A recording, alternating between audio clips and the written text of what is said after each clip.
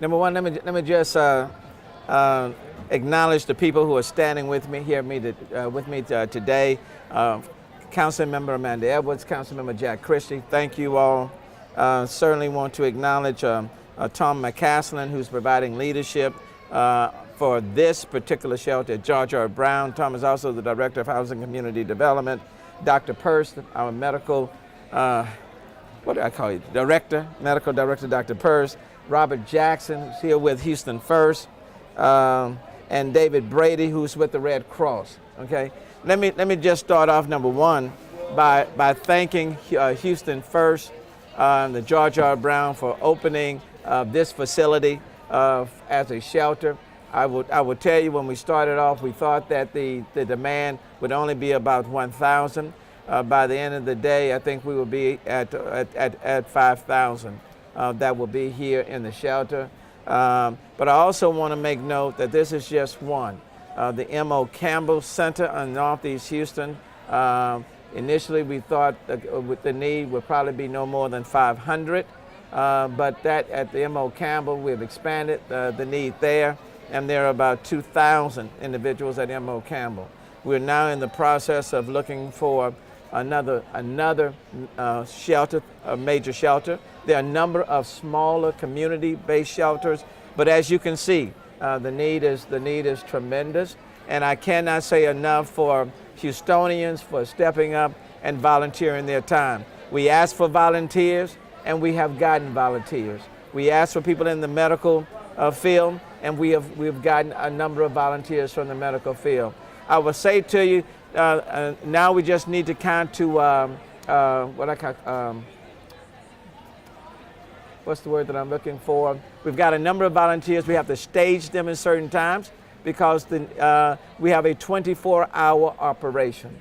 And so I'm going to ask people who would like to volunteer to go and sign up at redcross.org, redcross.org, because we're needing people throughout the entire 24-hour period.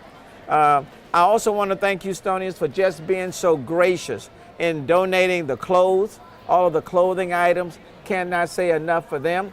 And then let me put in a little side note, because I got a few comments from some of the individuals, and they said, Mayor, we certainly appreciate all the clothes, but some of us are maybe a little, a little bigger than others, and so please bear in mind, for volunteers, we are needing clothing for all sizes. For all sizes, that would be very much appreciated. But I cannot say enough for the volunteers and all of the people who are here. And look, no one would be here if they didn't have to be here. So we want to treat them in a very dignified way. But for the grace of God, any one of us could be here. But this is one of those times when Houston comes together, bands together, supportive of one another, and then help them to transition back into a normal routine as soon as possible. So this is just step one. This is just step one, but we want to continue to assist. I want to thank everyone who's been volunteering. Now first, let me call on Tom McCaslin, because he can address some of the concerns, some of the needs from his perspective. Tom? Thank you. As the mayor said, we were at zero just over 24 hours ago. We are now approaching 4,500 in terms of people on site here seeking shelter. We are fully staffed, ready to go, and volunteers are on site. So the thing that we could continue to use more of is wheelchairs. If people know where to get some wheelchairs, we could use wheelchairs here on site. Otherwise, we're pretty good. Happy to answer any questions later if necessary. Thank you. Dr. Purse. Thank you, Mayor. This is our first time setting up medical infrastructure at a large shelter, and they're always very dynamic, and we've had some really tremendous support from folks in the community coming. I want to so much thank the doctors and nurses that have been here today. We are now getting a little bit more formal structure to our infrastructure, and expecting more assets to come as we get a more formal setup here. But really, the doctors and nurses who are here this morning and are still here today, I just want to thank them so much. But as the mayor said, we need to coordinate how volunteers come in and make sure that that is a more even distribution over the 24 hours. And this isn't going to be over by tomorrow either, right? So this may go on for, we don't know how many days, but we need to spread that out. So AmericanRedCross.org. Thank you. And let me just say, this is a total team effort. People are coming, and we take all who come. And there are a number of people who are coming needing medicine, and so we are setting up pharmaceutical services that are here. There are people who are coming who are needing doctors, and we have doctors that are attending to their care. There are some who've come from their homes, and for example, they may need dialysis. And so we are working to provide them transportation so that they can continue their dialysis treatment.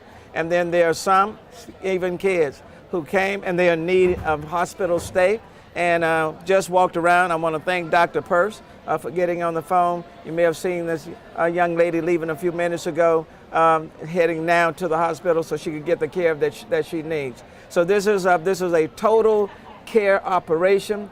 And I want to thank all the first responders for helping out, police, fire, volunteers, you name it. This is a total team effort. Now let me call on James Koski from his perspective. James is Deputy Mayor to the city. Thank you, Mayor. Just been trying to organize a lot of our corporate friends who are willing to help out. Yellow Cab is somebody we've been in touch with, and they're going to assist with rides, helping people from the shelter to others. We're also coordinating with Uber and Lyft and getting them on board. We're looking forward to them helping out. United has talked about sending in some supplies and trying to coordinate that and getting that from Intercontinental down here to GRB. Thanks. And then I also want to add, these are volunteers. County Judge Ed Emmett and I talked. We are not being territorial. So it doesn't matter where people live, whether they live in the city, whether they live in the county. You go to the shelter that's closest to you, okay? And as a result, we've also talked about our disaster relief fund. We are combining our efforts because we're meeting the needs of people in our region. And so there are some people here who may not live in the city. They may live in Dickerson, or they may live outside of the county. The point is we meet people's point of need wherever it may be. Now let me call on a great partner, someone who's been a great partner prior to the storm taking place. We didn't know how severe the storm would be. And so Red Cross stepped in and partnered with us ahead of time in pre-staffing a couple of shelters, and then and continue to be right here providing staffing, food supplies, and you name it. I cannot say enough for the Red Cross. I'm very, very appreciative to them. David Brady from the Red Cross. Thank you, Mayor Turner, and I want to reiterate what Mayor Turner said about the partnership between the City of Houston and the Red Cross, and also echo his comments about the great partnership that we also have with the county and Judge Emmett. This is a point where Houstonians and Texans all come together no matter what we're doing and help each other. I want to thank specifically the Red Cross staff and volunteers who have been working tirelessly for almost a week now, preparing for this storm and reacting to this storm. And I want to then reiterate what the mayor said about volunteering. We are so grateful and so blessed to have so many great volunteers who have stepped up. We really want to encourage everyone who's interested in volunteering to go to our website, redcross.org. This allows us to get you into the system and registered and find the shelter that's closest to you so you can help your closest neighbors in the safest way for both you and them. So again, we really want to focus on everyone going to redcross.org. It has been overwhelmed with people trying to volunteer. So if you run into some challenges in getting on, be patient. It will be online. So thank you again for all the support with volunteers. We look forward to continued partnership, Mayor. Thank you, Dave. And then, of course, George R. Brown. As someone said earlier today, they wish they had a George R. Brown where they are. This place has been the host for conventions and conferences and sporting events all over the country, quite frankly, all over the world. But let me tell you, as the mayor of the city of Houston, there's no better moment to shine for the George R. Brown to shine than to be the host and the venue for Houstonians at their moment of need. And I am more thrilled about George R. Brown opening their doors to host Houstonians in their moment of need than any convention or conference or sporting event that may have come to Houston. Robert Jackson is with the Houston First, and then and then I'll introduce another person right after him. Robert. Thank you, Mayor. I appreciate it. As the mayor said, George R. Brown typically hosts conventions, meetings, conferences, but when disaster strikes, Houstonians step up, and that's what we are happy to do in partnership with the city. We've been overwhelmed by the level of donations and volunteers that have shown up. We're just proud to do our part to help our fellow citizens get through this tough time. Thank you. And George R. Brown is overseen by Houston First, and one of the board members is here, Sophia Entreguet is here. I'm gonna ask Sophia to come up, say a few words, and also, if you don't mind, to kind of translate some of what we've said in Spanish. I would do it, but I'm a little hoarse. So, you know, my Spanish, you know, I told Sophia, I would let her do the speaking in Spanish. Sophia. Buenas tardes, muchísimas gracias. Me llamo Sofía Drogué. Soy voluntaria como todos ustedes. Les felicito con todo lo que ha hecho Houston. Obviamente somos una ciudad con Mayor Turner, como nuestro líder, que hacemos todo lo posible por los demás. Primer punto, él quería decir muchísimas gracias a todos los voluntarios que han venido, que por favor, si quieren hacer algo de caridad, pero por favor vayan a registrarse al American Red Cross. Le voy a repetir de vuelta un momento el website. redcross.org. redcross.org. redcross.org.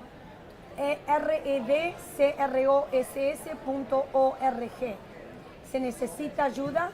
No necesariamente tienen que venir hasta acá. Este lugar es downtown, pero hay otros lugares por todo Houston. Houston está trabajando directamente con Harris County, con County Judge Ed Emmett, y están todos juntos coordinando. Entonces, si hay necesidad, aunque no vivís en Harris County, no tenés que solamente venir hasta acá, podés ir ahí sin ningún problema y le van a ayudar. Ya ahora tenemos acá más o menos 4.500 personas, pensamos que van a llegar a 5.000. La gente de Houston ha sido muy eficaz ayudando con ropa, otras cosas. Una cosa que se necesita es ropa de todos tamaños. Algunos somos más chicos, todos más grandes, pero realmente necesitamos ropa de todos tamaños, que aceptamos también. Y también se necesita la ayuda 24 horas al día. No es solamente en algún momento específicamente. Entonces, por favor, si se quieren ser voluntarios, han entrando muchas cosas. Se están entrando comida, se están entrando ropa, se están entrando frazadas. También si hay necesidad de cosas para gente que necesita, ponemos caminando. Si tienes sillas de ruedas, wheelchairs, sillas de ruedas, también eso se necesita.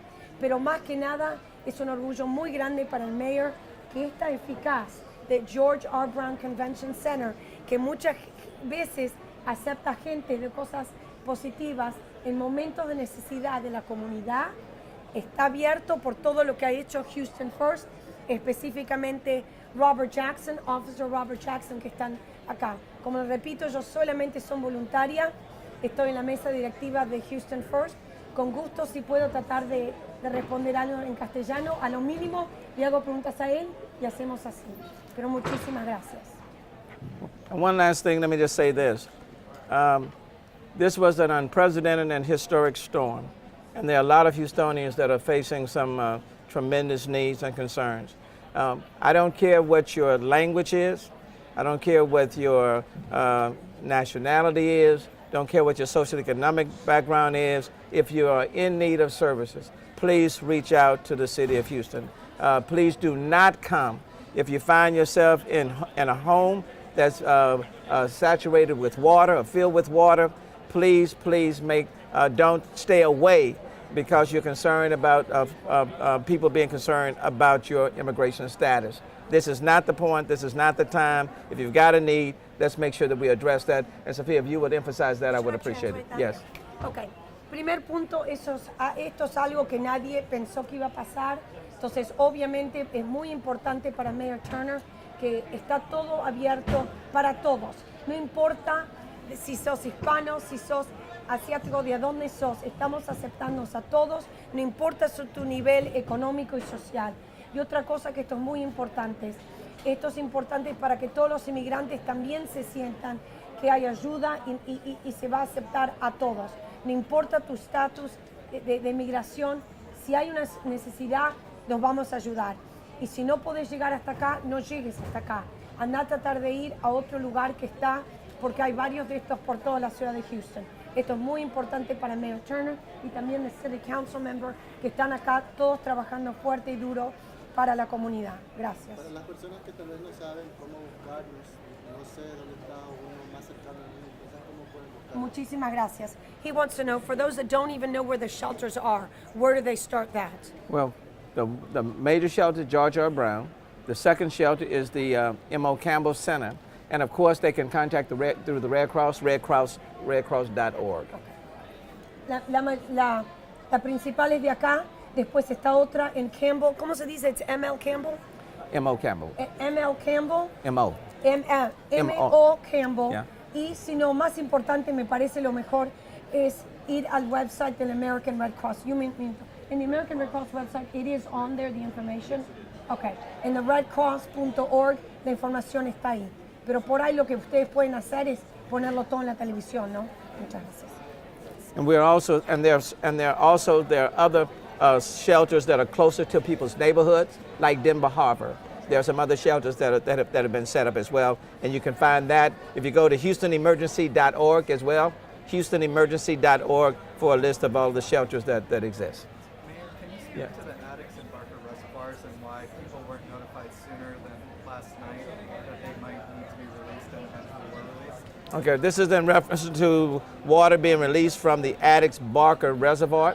The reality is that they've been monitoring the water level, and of course we've had some unprecedented amount of water, and they were concerned that the water level was building up, that it would jeopardize the integrity of the dam, and if at a certain point, if you don't release the water, then the water will go around the dam, the reservoir, and in this case, more concerned about addicts, that the water would go around, and it would be much more catastrophic if you don't do a gradual release. And so what they have done is that they've done a gradual release, about 5,000 cubic per second, and what they have noticed is that it has not increased the flooding levels down below.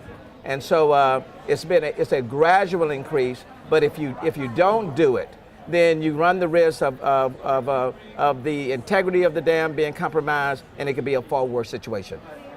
But in terms of people sort of near Buffalo Bayou that potentially were being affected, given the way the rain was going and the way that people can project how the dams are filling up, why not notify people earlier in the day when there's daylight and maybe people could have left sooner? I can't speak to that. Those are decisions that are being made by the Harris County Flood Control District and those entities. I can only tell you I spoke to them this morning myself, to get a better understanding of how much water would be released and what the impact would be on neighborhoods along Buffalo Bayou down below. And what they have assured me is that it is a gradual release of water. They started off with the two at about 5,000 cubic feet per second. It will go up, they were scheduled to go up to about 8,000 up until noontime. I talked to them on my way here this afternoon, and what they have noticed is that even the water level behind the dam has started to subside a little bit, which is good, that's a plus. And they've also noticed that the water level down below has not significantly increased. It's been holding steady, and that's good. So hopefully it's the balancing of interest. Bear in mind, we're dealing with a dynamic situation. This has been an unprecedented storm, a lot of rain falling in the entire region, not just the city of Houston, but in the entire region. And so we're going to have to balance interests so that we don't have any more homes flooding, whether upstream or downstream. Mayor, what about the 10,000 plus evacuees? Where are they supposed to be housed, and for how long, considering their homes need repair from the floods? You're talking about the people that are in shelters? The people that haven't gone to shelters yet, but maybe going to shelters. More than 10,000 people who are leaving their homes because of floods. what's the long-term plan for them? Where can they go, and how long will they be able to get help? Well, one thing we know about, let me speak to those who are in shelters now. People in shelters now because they have to be, not necessarily because they want to be. And no one wants to stay in a shelter for an inordinate period of time. And that's why FEMA is the most important entity in this whole discussion. And they will be on the ground.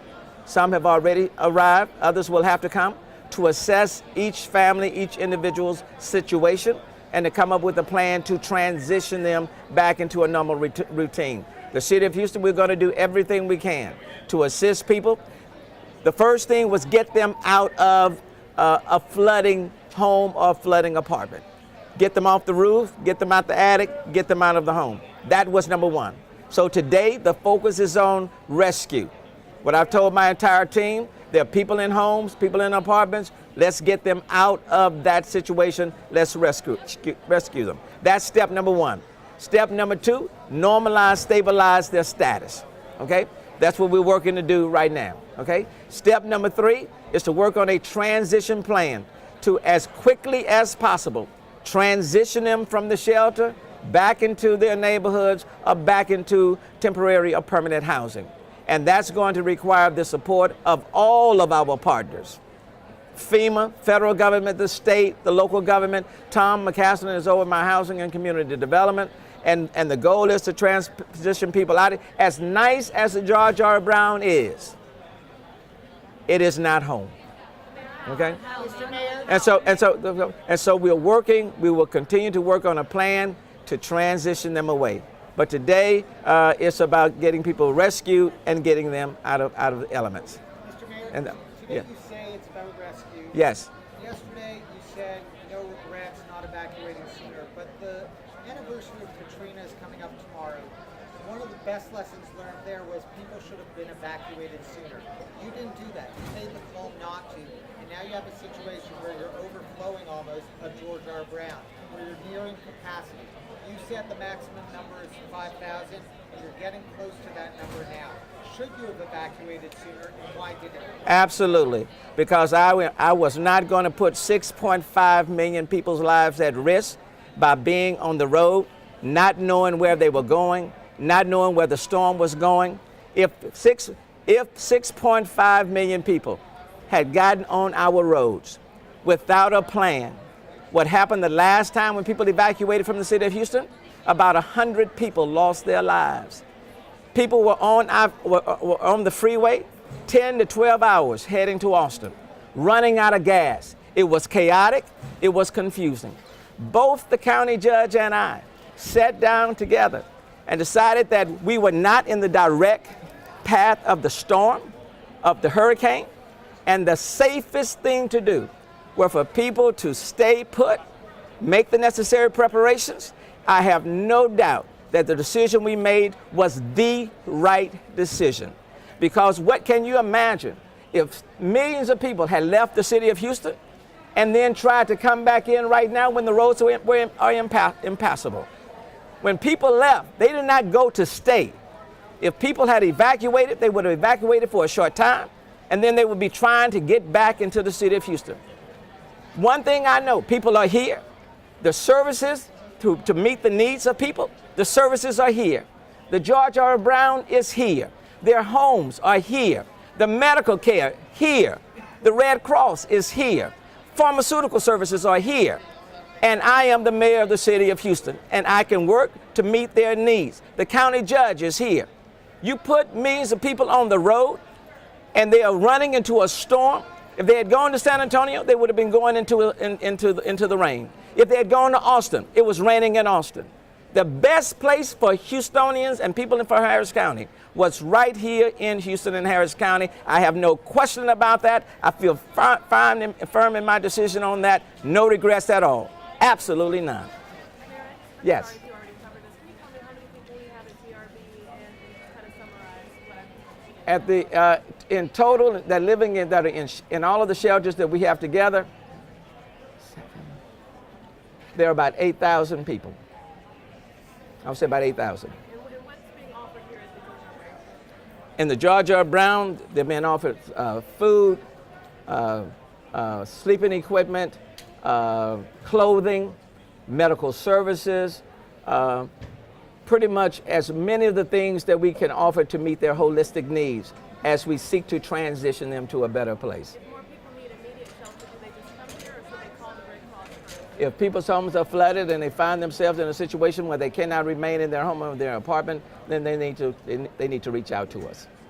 Okay? Enough medical employees or people to serve mental health issues as well as physical? I think we can all, we do have, you want to just, and bear in mind, it's not just the George R. Brown, it's the M.O. Campbell as well. So the same needs that exist here also exist at M.O. Campbell and all of our other facilities. In terms of medical personnel, we have enough here at the George R. Brown, so if you are providing general medical services, we would probably direct you to M.O. Campbell.